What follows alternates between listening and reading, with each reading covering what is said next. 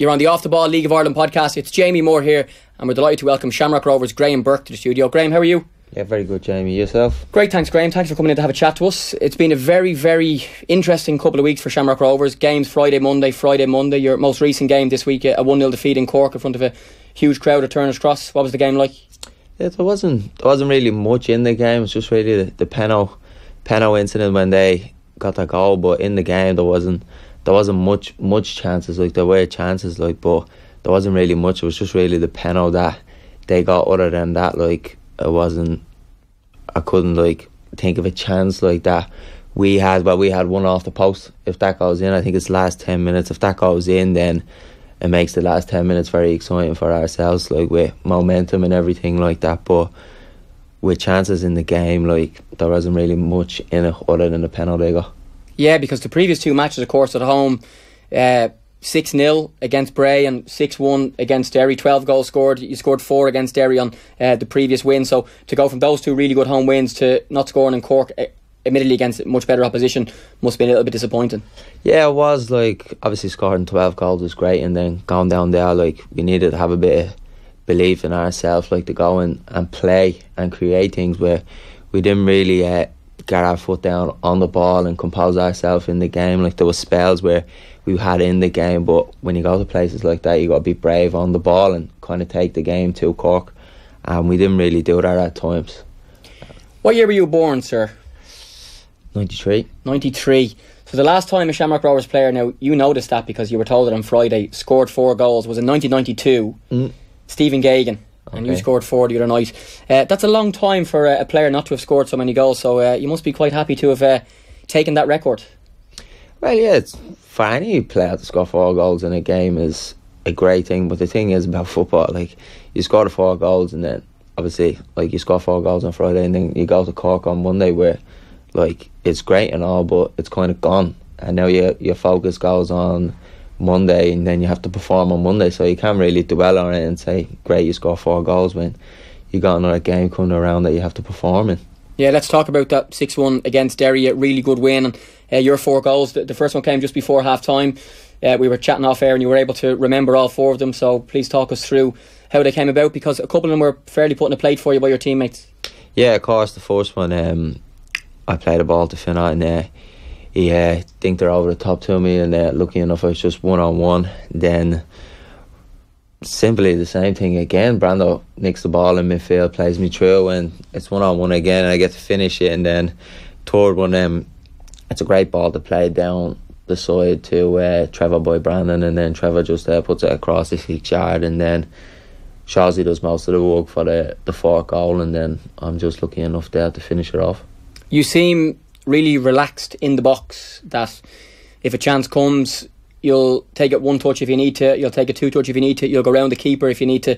Just talk us through what you try and do in the box when you get a chance, because it seems very, very natural to you.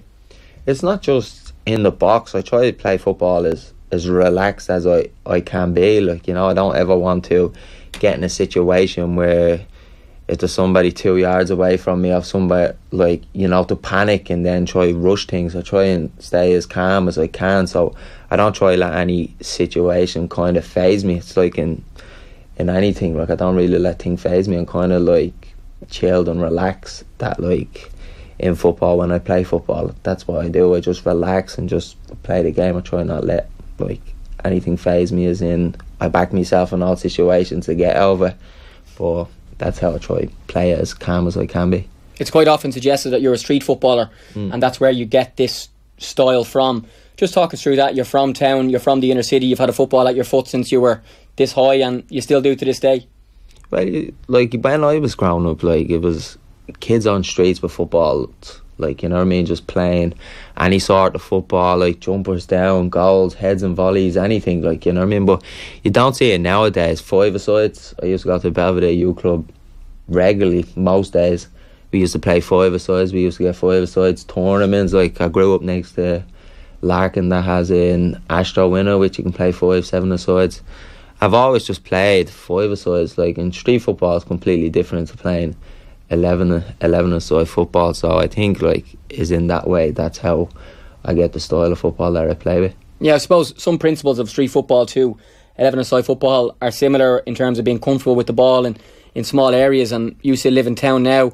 It's not really the same. There's not as many kids out playing ball. Certainly where I live out in Howth, and there's nobody out playing football anymore really, and I know it's the same around town, which is a shame really, because all the people in and around your age loved football and learned to play football by playing it on the streets, and it doesn't really seem to be the same anymore. Yeah, like going around the inner city now, like I don't see anybody like kids out playing with football. Not even like I live in a housing estate, like being down at my girlfriend's housing estate. Like most friends live in a housing estate, and most housing estates, man, you grew up, you seen kids playing football. Like if it's just knocking the ball off a wall or just trees playing with it, like, but you don't really see it now. Yeah, and Shamrock Rovers, of course, had their Football Loves Us campaign at the start of the year, trying to get people back out in the streets playing football, and it is something that will improve skill, because you know from being like that and being full-time in England and now back full-time in Ireland, the amount of times you can actually touch the ball and be in situations where you're tested and you have to maybe, dribble past someone or play a 1-2 helps you.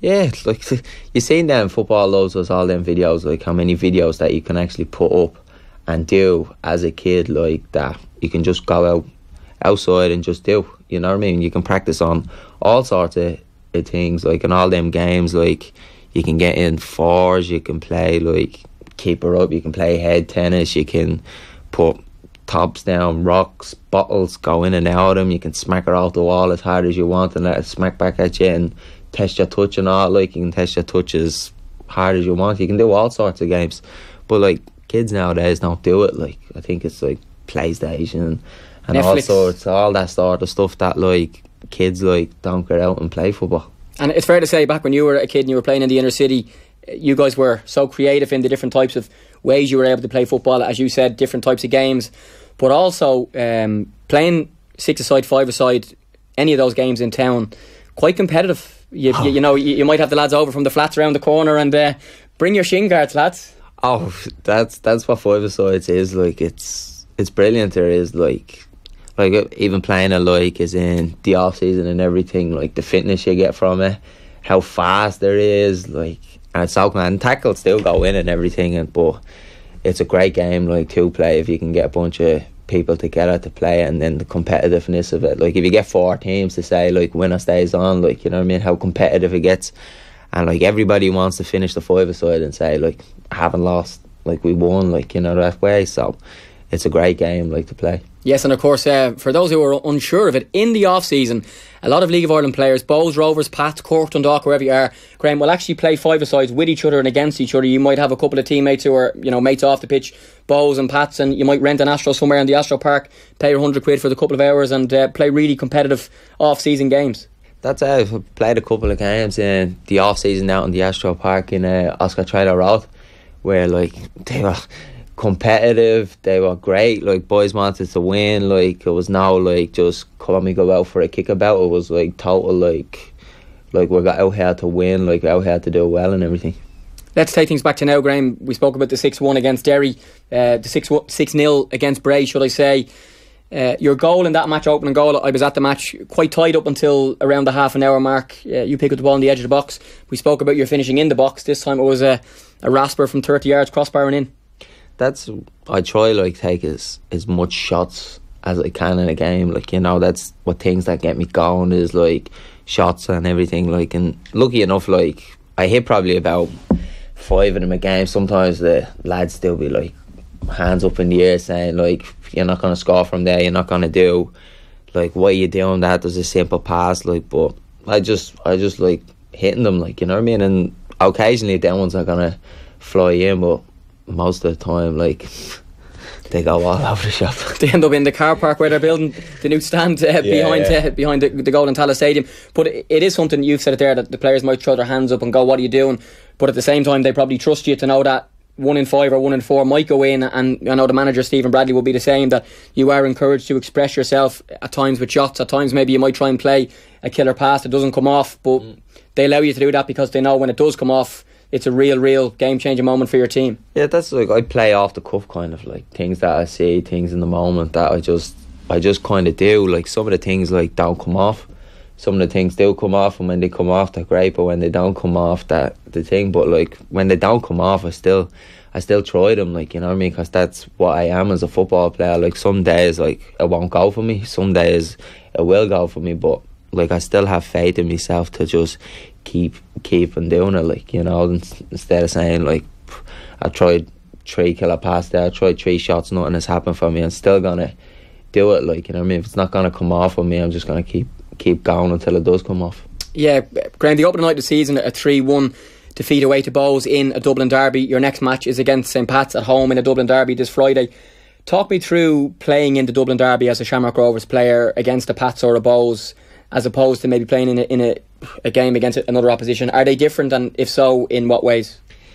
Like, the Bows game, like, is the start of the season, it's different to like a Pats game. Like, you know, like, it's gonna be hectic, it's gonna be like, the ball's gonna be in the air. Like, anybody that watched the game, the Bows game, like, the ball was in the air most of the game. Like, it was just more of like, who's gonna win the battle, you know. And on that night, Bows like won the game, but coming into the Pats game, it's different. There's more football played, like, and I think that'll be the difference with them. Like, the Bows game sometimes never settled, you know what I mean. It's just 100 miles an hour for the whole game. Like, it's flick-ons and people that are gonna, as I say, win the battle, like, generally win them games. But the Pats game is completely different. There's more football played in it. It's more like, you can get the ball down, you can't compose yourself in the game. But sometimes in the Bows game, you can't do that because it's such 100 mile an hour all the time. Yeah, and the pitch certainly up in Tallaght Stadium looks like it will lead to a good football game, and there are lots of players in the Shamrock Rovers team, yourself, Sean Kavanagh, Brandon Mealy, Ronan Finn, to name 4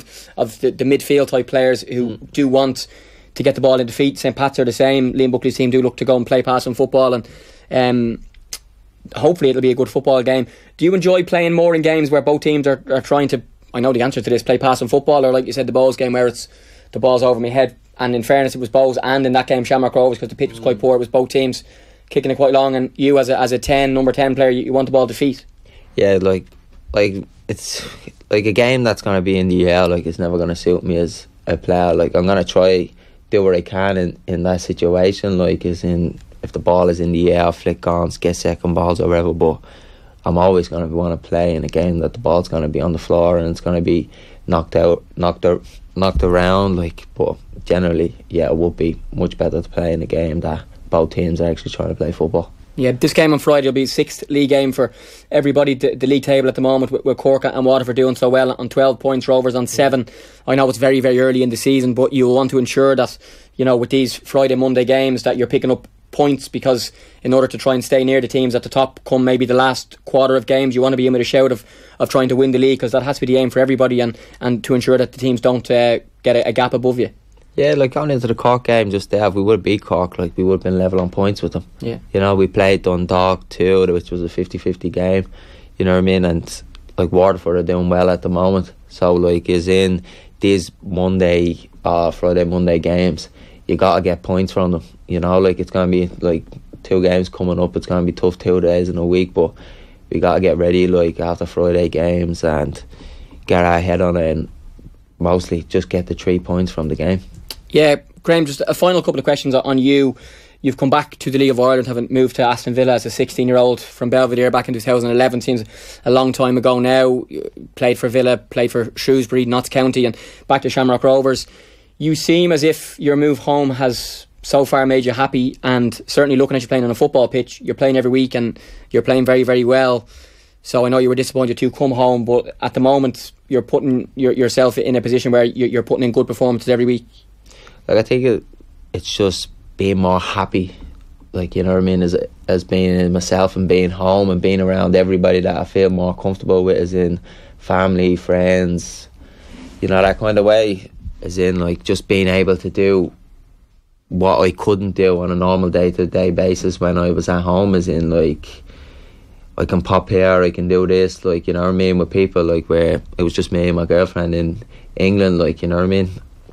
Had people to chat to, but it's still not the same. And then obviously, as in football terms, when football is not going the way you want it, like, that can be a big factor in it too. But to come home, like, and play and get that, like, confidence back, like, and be playing regularly, like, that's what you want to be doing, which I wasn't wasn't doing when I was at Notts County, that also has made me happy in a way too. Yeah, because that C word, the word confidence, for any football player is huge. For you, with the way you play, is particularly huge. And you again seem when you're on the pitch, we spoke earlier on about your shots and your attempts, that you do have that confidence back, and that's leading to really good performances and could lead to a really good season, hopefully from your point of view, for Shamrock Rovers, for you personally, and then see where that takes you. That's like, at the position that I play in, confidence is massive, because I get judged on creating things, I get judged on how many goals I'm gonna get, and and that's the thing, like with scoring, like that gave me massive confidence, like, you know what I mean. And last year, like, I was playing with confidence, and then just obviously got myself sent off stupidly with missing games and then injury and everything. So this year I just wanted to try go off what I was doing last year and bring her into this season, and so far I've chipped in with a couple of goals, which is always good for the confidence. Yeah, no, I know everybody at Shamrock Rovers, Stephen Bradley, won't be happy with me for asking this question, but scoring 4 goals last week, scoring the cracking goal against Bray the previous week, and being in such good form, people are talking about you. Is the ambition, if opportunity arises, as and when that may come, to pop back across the water, or is it a case of seeing where things go? Because at the minute you're in such good form, and it is a route that a lot of people have taken. Sean Maguire being a great example of being away, coming back, and popping over again. I haven't even thought about it. My main focus is just like what I can do for Shamrock Rovers and playing for Shamrock Rovers, and like obviously the ambitions that we have as a football team. Like, that's only my main focus at the moment, and I haven't thought about anything else. Graham Burke, thank you so much for coming in on your day off after being beaten in Cork, a long trip home last night. Off now for a nap, and then off for a bit of inner city football, huh? Yeah. Graham Burke, thanks a million. That is Graham Burke speaking to us here on our Off the Ball League of Ireland podcast, which you'll find right now on offtheball.com and wherever else you get your podcast. Aaron McAniff from Derry will join us, as well as Sligo goalkeeper Micheál Schlingerman. We're going to have Stephen Kenny, Sean Hoare, Alan Reynolds, John Caulfield, Liam Buckley, the St. Pat's manager, and our First Division focus as well.